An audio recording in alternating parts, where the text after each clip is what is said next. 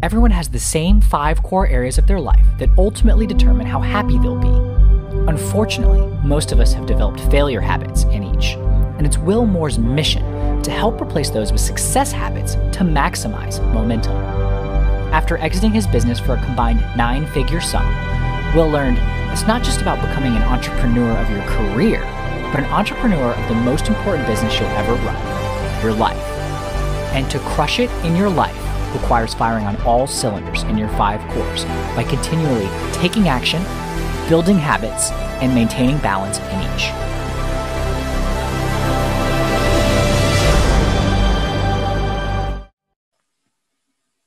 Hello, and welcome to the 5 Core Life Podcast with Will Moore, founder of More Momentum. On today's episode, Will Moore sits down with Dr. Josh Axe to discuss the ketogenic diet, biological food, and understanding your physiology. Dr. Josh Axe discusses the common misconception of modern medicine versus ancient medicine, where on the planet the healthiest people live and what they eat, as well as how we all have unique physiology and can't just assume that a diet is a one-size-fits-all scenario. We need to understand what our particular needs are and the best foods to meet those needs. Please be sure to subscribe to the podcast if you have not already, and leave a comment if you're watching this on YouTube to be sure to let us know what your key takeaways are. And if you're not on YouTube, holler at us on social media at More Momentum. Would love to hear your key takeaways. All right. Are you ready to fire on all cylinders? If so, let's go. Oh, hey, Josh, how are you? Hey, good. How you doing? You made it. Yeah, thanks for being on, man. So yeah, I'm really interested in this, what you're doing and the ancient way of eating and the just getting back to the basics, right? It's like it ain't rocket science, it's people. Like we evolved with guts over a period of time where we didn't have the type of stuff we have now. So it sounds like you're kind of trying to bring us back to some of that. Why don't you tell us about it? Yeah, so for me, I am a big believer that food should be our medicine. And today, most people turn to synthetic drugs and chemicals. But the truth is that, I think I think everybody wants to have better health. And most people have some sort of condition they struggle with. But the biggest answer typically to healing is using food. Okay. So in my new book, Ancient Remedies, I really get into that there's an ancient way of eating that is in an ancient way of medicine known as ancient Chinese medicine and Ayurvedic medicine. And these form of medicines really look at people as an individual and prescribe foods for their condition rather than pharmaceuticals. And so, for instance, if somebody has an immune system issue today, they want to eat a lot of light yellow foods and foods rich in vitamin C. So consuming chicken bone broth, ginger herbal tea, consuming things like miso soup, doing fruits like pears are actually good for your lungs. And so consuming those foods, and for the immunity, of course, getting nutrients like vitamin D and zinc, those are probably the 2 most critical nutrients for our immune systems and fighting viruses today. Those are great. And certain herbals are great, again, like ginger, elderberry, echinacea. But yeah, I'm a big believer in, hey, let's use food as medicine. So, hey, if we want to fight a virus, if we want to fight cancer, if we want to overcome hypothyroidism or low testosterone, there are foods that can be used as medicine. So this is all right. This is very interesting to me because, obviously science is science and I am a science guy. And so I always listen to the science, and you will hear some people argue saying, no, that stuff doesn't work. It's got to be medicine. And then you've got people that say, look, pudding like yourself. Yeah. What does that mean that you're a medicine guy? What does that mean?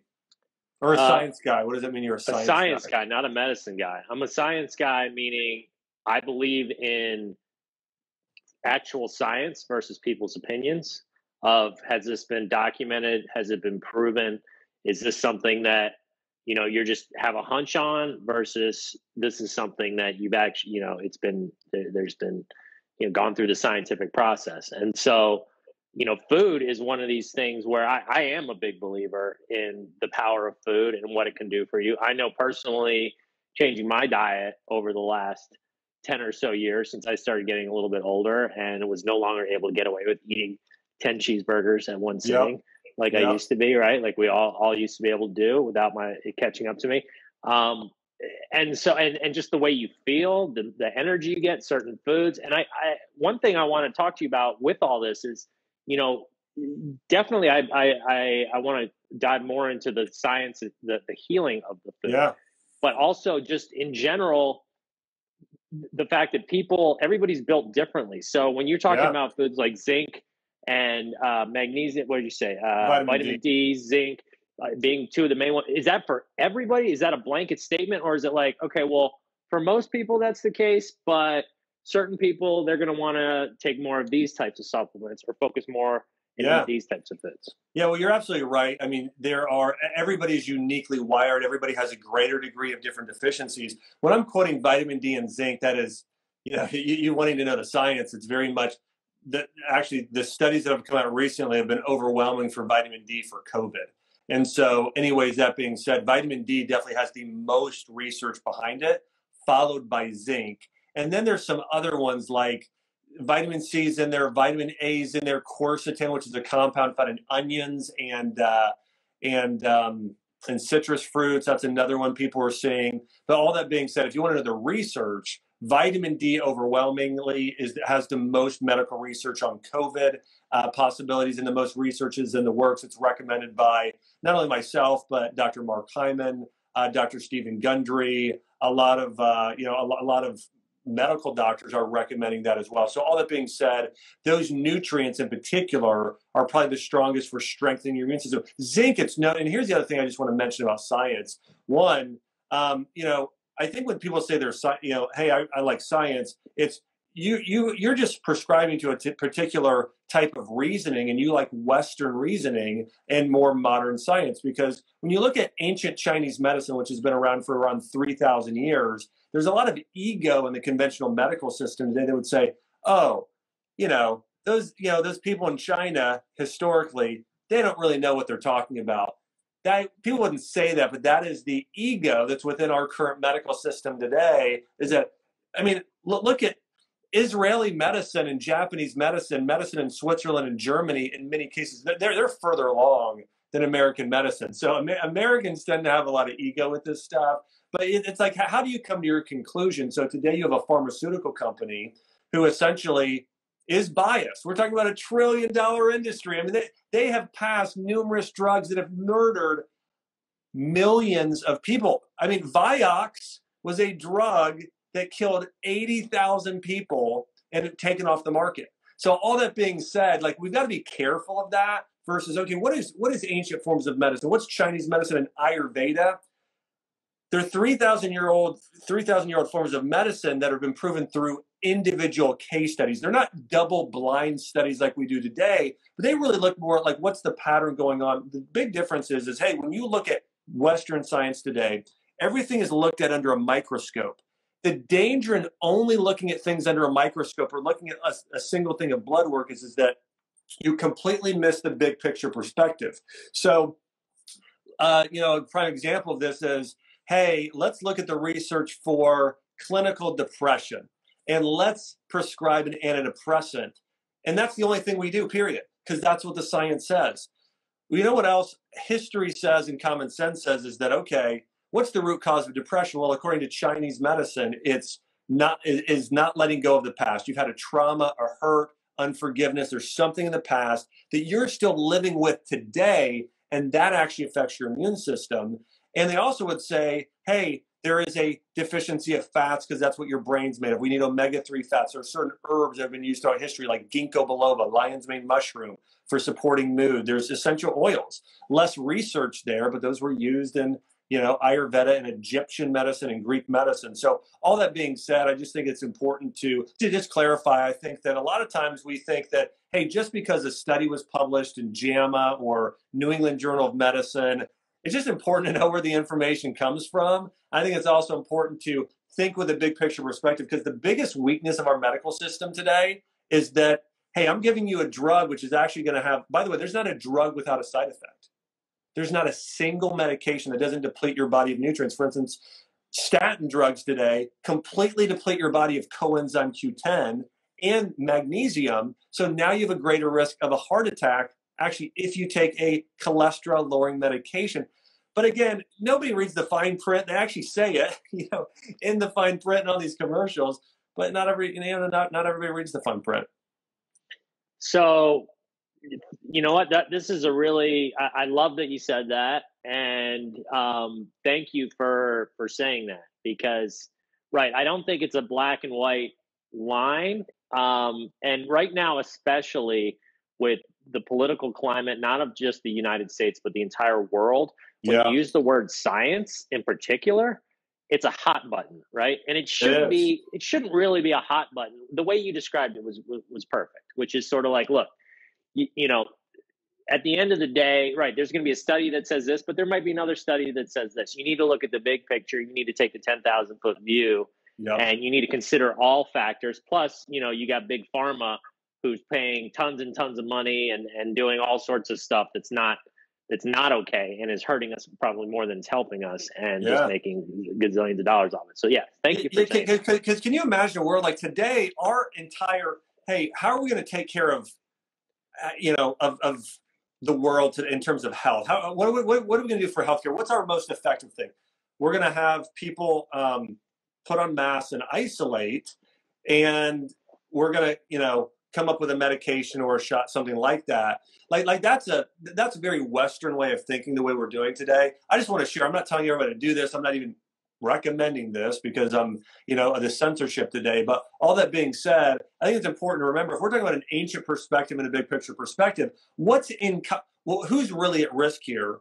Here's who's at risk: people that have pre-existing conditions, people that have immunodeficiency, which tends to be related to, much more commonly, people over the age of 70 years old. And so immunodeficiency, that's what's going on here. Well, let's strengthen the immune system, right? It's like, hey, what if we took some of this government funding and we started, hey, these people that are like my grandmother, you know, recently passed, and my wife's grandfather, and he had COVID, my grandmother didn't. But all that being said, you know, the treatment was like, hey, we're going to put you in a hospital bed and give you sugar. Like, we're going to actually feed you ice cream and the worst food imaginable. But imagine if people were in this situation. It's like, hey, we're going to spend money. We're going to pay for your vitamin D, your vitamin C, your zinc. We're going to give you an immune boosting supplement. And we're also going to help feed you really good. We're going to give you real chicken vegetable soup, all this stuff. I just think if we were looking at things from I think generally strengthening your immune system is a better approach than a lot of the approaches we have today. But unfortunately, it's political in nature. Pharmaceutical companies are tied in, and unfortunately, people are dying, you know, because of it. That's my opinion. Yeah, that's interesting, right? I mean, there's so many different ways to see different things. You know, it's like, I don't know, just like you were saying earlier, you gotta take everything into account. I mean, at the end of the day, if everybody had the same brain and acted the same way and followed the same instructions, life would be a lot easier to treat ailments and stuff, because people would, like, if you tell them this is what you should eat and this is the diet you should do, and they stick to it, we would be able to predict a lot easier than the fact that one person's doing this, one person's doing that. You tell an entire city, village, nation to quarantine. Some people do, some people don't. You say, well, look, it's not working. Well, it's like, well, what if everybody did it? Or the opposite. What if nobody did it, but everybody had been building up their immune system and taking zinc and vitamin D? You know, it's like, I think it makes it very difficult, the fact that everybody's got their own brain. Yeah, the country that had the most success was Japan. And if you know anything about Japan, it's the healthiest country in the world. I think that plays in fact, they have the longest lifespan, and they have more centurions than anywhere else in the world. So again, for me, I'm a big picture person. I look at things in the big picture. So I'm looking at all these variables. That's an important variable. They have the least amount of diagnosable. They have the least amount of pre-existing conditions, the strength in their immune system, and the greatest longevity. And part of it is because the Japanese diet today is the healthiest compared to other countries. Japan, on average, has the healthiest diet in the world. I didn't know that. So let's talk about what is their main diet. I would obviously imagine a lot of rice, right? Yeah. Rice would be rice is a big part of their diet. So as a grain, rice is the easiest grain to digest. Generally speaking, grains aren't super nutrient dense. Vegetables are much more nutrient dense. Berries much more nutrient dense. Rice is. Their diet is going to consist of, for breakfast over there, they may have, they could do a rice congee, which is a rice porridge similar to an oatmeal, but made with rice, a rice porridge. They would do green tea. They're the greatest consumers of green tea in the world. Green tea is one of the top herbs for supporting immune health, fighting inflammation, but improving longevity. There's a compound in it called EGCG, epigalactic catechin. This compound, there are numerous studies on its anti-cancer properties, but generally speaking, it's also very cleansing and supportive of the immune system. So green tea is big over there. Plums, there are certain fruits. They eat a lot of nutrient-dense fruits. Plums are probably the most consumed, but they also do, different types of berries. You have Asian pears over there.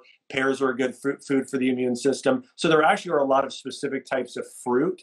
The other thing is, from a dietary standpoint, they're not doing a lot of farmed foods, and they're not doing a lot of foods that are, like beef that is filled with antibiotics and steroids. I'm a big fan of grass-fed beef, but they're going to do a lot of fish over there, fish and fish broths. So I would say the foods they consume the most are going to be wild-caught fish.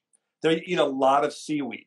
I mean, seaweed like nori is one of the most nutrient-dense foods on the planet. They do a lot of Asian vegetables, like bok choy is an example of very vitamin C rich food. But yeah, as a grain, rice would be the other sort of side in terms of a carbohydrate that would be higher. A lot of purple sweet potatoes are popular over there. But the diet, as you can hear, it's a lot of wild-caught fish and broth, bone broth. It's a lot of specific fruits, a lot of nutrient-dense vegetables like seaweed and bok choy, and then rice by far is going to be their most consumed grain. Which is interesting because, right, like we were going back to earlier with the different takes on things. In Western culture, we like to say that you don't want to eat too many grains, right? Like you want to stay away from the carbs, and you want to, stick more to. So what explain why is it working for them? What's the misconception that we're getting over here about that? Well, first, and you said this beginning, I think it was a really good point by you, as you said that different people do well in different diets, and I do believe that's true. Their diet in particular, their bodies are wired to consume a lot of seafood, and this goes back to some Chinese medicine. But that being said, is your body starts to adapt to what it's exposed to. I have a 9-month-old daughter right now, and she has put everything in her mouth you can imagine. We were out in the yard a minute ago. She's eating dirt. She's eating leaves. The dog had a ball in their mouth, and she put it in her mouth. All that being said, we don't let her chew on that ball, but she got it and put it in her mouth. So all that being said, God created her to develop her immune system. When we think of immunizations, we think of shots. You can naturally support and develop. Kids have to develop an immune system.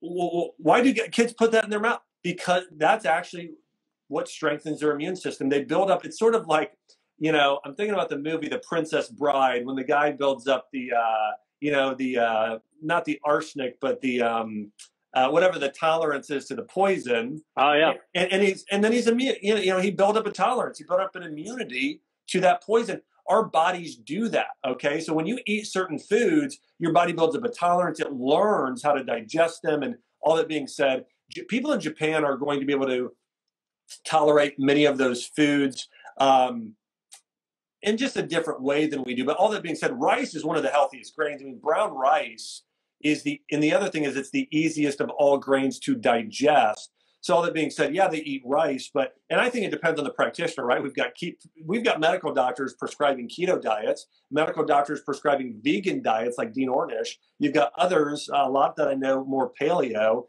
I just interviewed Mark Hyman yesterday for my podcast, and Mark, is prescribing. He calls it the Pegan diet, which is he calls it a cross between vegan and paleo. So all that being said, you got all these doctors prescribing different ones, but I think it depends upon the person. And here's what it really depends on is which organ system is the most taxed and which organ system needs the most support. So for instance, if you have somebody with high levels of toxicity, a lot of fats are going to be hard on them because your liver and gallbladder deal as an organ system with fat digestion. So if your liver is already overburdened and you're doing loads of fat, it's going to be hard. Now, the liver of all organs is probably the most tolerant to stress. It's a very robust organ. It's your third largest organ in your body But all that being said, anyways, it's going to do well. Sugar, carbohydrates, what organ system has to deal with that? It's your pancreas. So if somebody's at risk for something like diabetes or polycystic ovary syndrome or Alzheimer's, those are all insulin related conditions, then they want to stay away from the carbs, and they're probably going to do very well in more of a paleo diet and keeping away from all the grains. And that's where, again, one of the first things you said was people do well on different diets. So for instance, myself, I do very well on,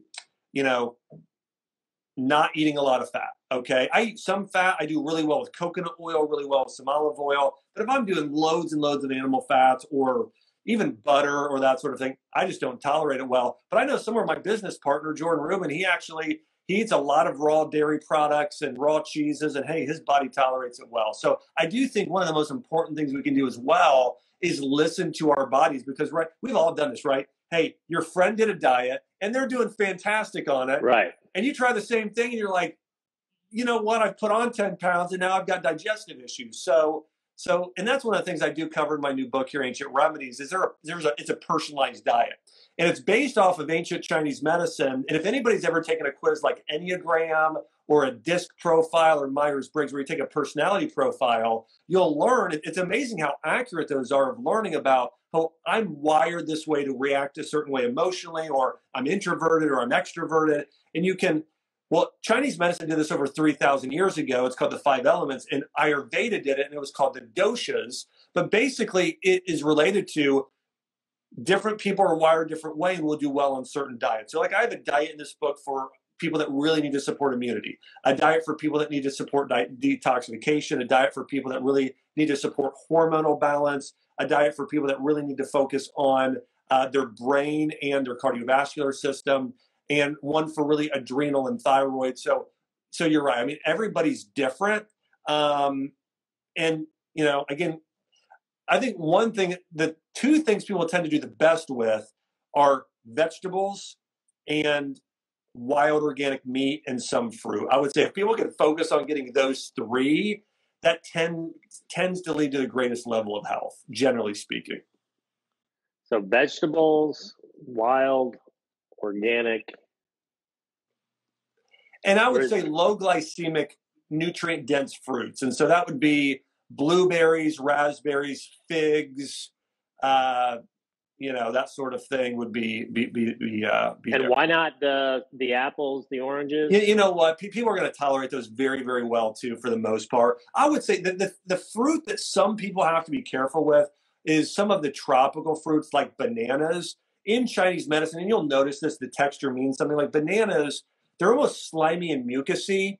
They do build up phlegm and mucus. So if somebody had candida or an issue like that, yeast overgrowth, they're not going to tolerate dried fruits very well, or bananas. But no, apples are, it just depends. Apples are very good for that. Actually, they're great for the gallbladder. So no, I mean, my whole point there was focusing more on blueberries and berries and figs than apples and pears.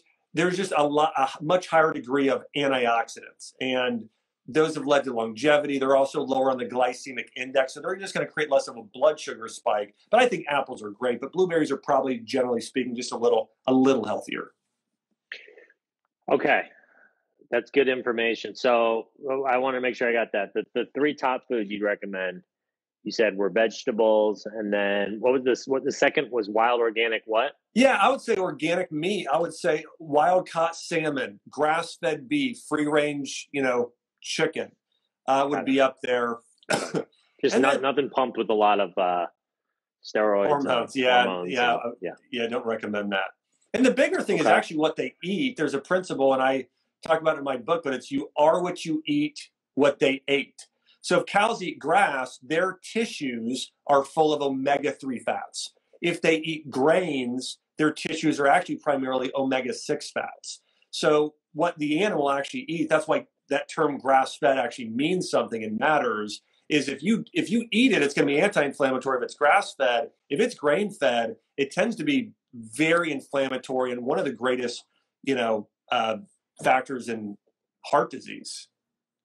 Wow, first of all, I love that. I wrote that down. You are what you eat what they ate. I mean, it makes sense. Yeah. Never heard it put that way, but that's so true. Right. I mean, if that's something's eating a lot of bad stuff doesn't go well with your particular biochemistry, then it ain't going to do too well. So, Yep. okay. So those are the top three. And then I had a couple other questions while you're talking about it, I wrote down. Number one was the antioxidants you were talking about in blueberries. My whole life, I've always heard antioxidants, there's pills, there's fruits, there's, you name it. Tell us what are antioxidants and what is the best way for us to get them other than, I mean, you already said, berries and stuff. Yeah, and there's others too. So antioxidants essentially are compounds that reduce oxidation. Oxidation is, the simplest example is what we talked about, an apple. You bite an apple and it starts to turn brown, okay? So that's oxidation. And so you have free radicals in your body that essentially break down your tissues, create inflammation, and age you. They cause you to age more quickly. Antioxidants. And is that physically internal? Like when you say age you, is that from what perspective? Sorry to interrupt you there. Yeah, no, it's a great question. And so have you ever noticed in smokers, this is a prime example, have you ever seen anybody and they were 70 but they look 50, or somebody who is 40 and they look like they were 60? A lot of that has to do with this, but you can age tissues more quickly based on oxidation. Your skin can age more quickly if you get too much sun, right? It starts to break down. When you break down tissues over and over and over again, essentially it's like wearing something out. Imagine if you threw a shirt in the washer 100 times versus one is fresh and new. It's wearing it out. Inflammation, in a sense, you're breaking down tissue. The tissue it's replaced with is essentially a form of scar tissue. And so it's a tissue it's weaker. It loses its elasticity. It's more susceptible to future damage. So, and this happens all the time. Like if anyone's ever had a scar, that tissue is more firm. It's just not as supple. It doesn't function as well. We get scarring in our arteries. In fact, that's the root cause of a stroke is cholesterol starts to build, but then harden and turns into essentially a scarring of your artery. This can happen in your gastrointestinal tract. It can happen all throughout your body. So essentially it's antioxidants for the most part reduce damage. Some of it's inflammatory damage, sometimes it's others, but antioxidants reduce that greatly. And the ones that are the most effective at it are going to be, berries are high on those lists. Berries tend to have two main ones, flavonoids and anthocyanins. Anthocyanins are really high in, like cranberries. It's what gives them that tart taste. Blueberries have a little bit of that tart taste. So that's going to be high up there with the berries. The second biggest, actually the biggest category before berries, though, will be herbs and spices. So green tea, for instance, if anybody's ever had matcha green tea is one of the highest antioxidant-rich herbals in the world. It will be very, very high. Others would include turmeric. Actually, what gives it that orange color is I've heard a lot about that. Like curcuminoids. So typically the very bright, vibrant, and most often you'll see purples, blues, reds, sometimes oranges. There's also some like lutein and xanthines, different ones found in green leafy vegetables. But things that give them their dark color, those tend to be the different forms of antioxidants. Got it. Okay, so that's great. That's turmeric. I've been that keeps coming up it's like keeps presenting it to myself. It's probably the most anti-inflammatory of all herbs, and so it's effective for a lot of conditions. And where's that mainly found? Is that India? Well, yeah, I mean, India is probably the largest producer of it, but Hawaii is actually a huge producer of it. It can grow in the U.S. I mean, there are farmers in Florida in particular, they grow a lot of turmeric, so it can grow around the country. Okay. And then my other question is, all these things you're saying, my wife does most of the cooking. Thank goodness she's a very good cook and puts a lot of the stuff you're saying in. But in the meantime, I, on a daily basis, take vitamin supplements. And so I guess I want to ask you, I've heard so many different answers to this question. I'd like to hear from you. Taking a vitamin supplement versus eating the food, and or, do you recommend doing both simultaneously? Yeah, I recommend both. But first, here's the thing for supplements is I think it's in the name. Okay, so supplements are for supplementing an already healthy diet or for supplementing something that is missing that is hard to get. Most of the time, actually, today when I take supplements, they're actually foods. Like I take a bone broth protein powder in the morning for breakfast or a collagen protein, which is actually just bone broth that's dehydrated. So that's a food. I'll do a multi-mushroom supplement that has all these mushrooms. I'll take turmeric, that's an herb. I'll take ashwagandha, that's an herb. So I take a lot of herbals. Sometimes I'll take a fish oil. I do a multi, but what's in my multi tends to be things that are fermented nutrients or fruits and vegetables as well. So I'm not a person that thinks everybody should be taking 50 supplements. I think for the most part, we're all deficient in a few things. And I think, hey, if you're taking a multi, if you're taking a probiotic, and then and then outside of that, hey, if you've got inflammation, take turmeric. If you want to strengthen your immune system, take vitamin C, vitamin D, zinc, and elderberry and echinacea. If you want to overcome hypothyroidism, take and support your thyroid, take ashwagandha. If you're under a lot of stress, take, ashwagandha, again, rhodiola. If you need to support your brain, take ginkgo biloba, and if you want to sleep better, take CBD oil and chamomile tea. So, and I do want to mention too, like all of these are things I touch on in my book, Ancient Remedies, and I really go into all of these herbs, what's best for different conditions, and people can check the book out. If you go to Amazon.com, just search Dr. Axe Ancient Remedies. We had Dr. Oz write the foreword to the book. In fact, he rarely writes endorsements, and he just read through. The book really goes through. And by the way, I wasn't trying to give you, I gave you a little hard time earlier about this, but that's just because sometimes people, and you weren't doing this, tend to belittle Chinese medicine, but I just have so much respect for it because I'll give you an example of this.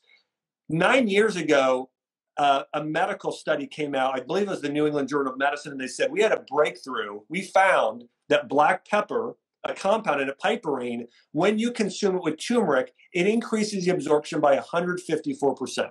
So all these companies started putting black pepper and turmeric together, and that's what every medical doctor today that practices nutrition, they'll recommend it too.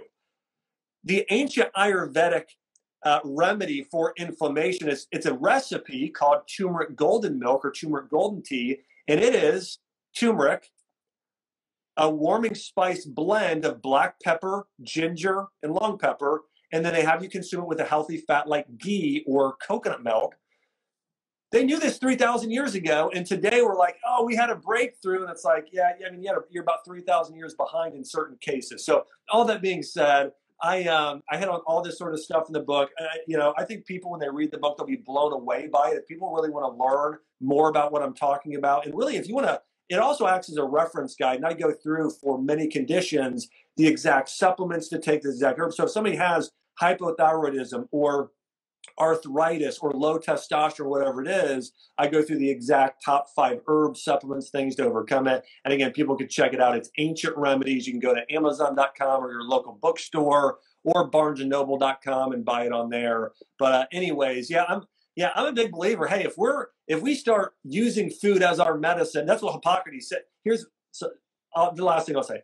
Hippocrates is known as the father of modern medicine and Western medicine.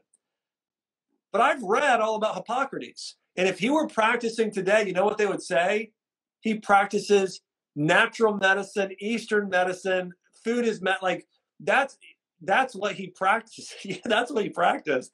Yet everyone calls him the father of Western medicine. It's not how a lot of Western, medicine is practiced today. It's just interesting. Yeah, my dad would love. I mean, I love you. My dad would really love you. My dad lived in China for many years, Taiwan, wow. And he everything you're saying. I mean, he's been saying, a lot of this stuff over the years and stuff. Just the whole, and I agree is that. And so, right, you mentioned earlier that you gave me a hard time. I didn't take it as that, but I think you brought up a good point, which made me realize I need to be more careful the way that I say things, because it is like this kind of stereotypical Americans. It's like, oh, well, we have our way of doing things, and if it's not tested and signed off by the government, then it must not be. Yeah. And that I totally don't buy that, because I mean, you look at I mean, you look at all around the world, you look at different countries, you look at health, and like you said, the Japanese, and you look at our health. I don't know where we stand, but I guess we're probably one of the worst. Well, we're number one in emergency care. We're like 41st in healthcare, which is terrible. Not healthcare, but What? our actual health is what I meant. Like in terms of like, where do we rank in terms of our health? Chronic health conditions, 41st. 41st chronic health conditions. Yeah. Out of how many?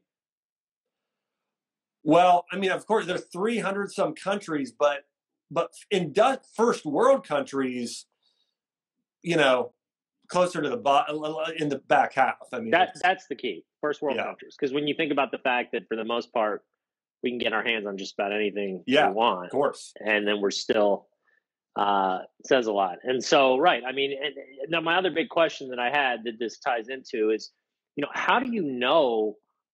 How is there a test? Like you're saying, like, well, if you have Yeah. this, then you should take this. If you have this, you know, I can see me reading this book and being like, I don't know if I have that or this, Yeah. or like, how am I supposed to know what to take? Like, what is the answer? Yeah, so one, I have a quiz in the book that really tells you here's what you should be doing based on a list of questions. And it's really that personalized form of medicine. And by the way, we're going to see the biggest thing people will see in the future, I guarantee it. I already know because I'm seeing all the research and the companies working on it. We'll see a lot more personalized medicine. You'll take a test and you'll know, hey, here's the vitamins and supplements you're actually deficient in that you need to take. So we're going to start seeing this more and more and more in the future. But yeah, in the book, I really go through, here's what you should take. And a lot of times, you know, based on your condition. But I do think this is the best book out there by far of, hey, you know, I've got this condition. What are the exact foods and the exact supplements I should be taking right now? It lists that out for over 70 conditions.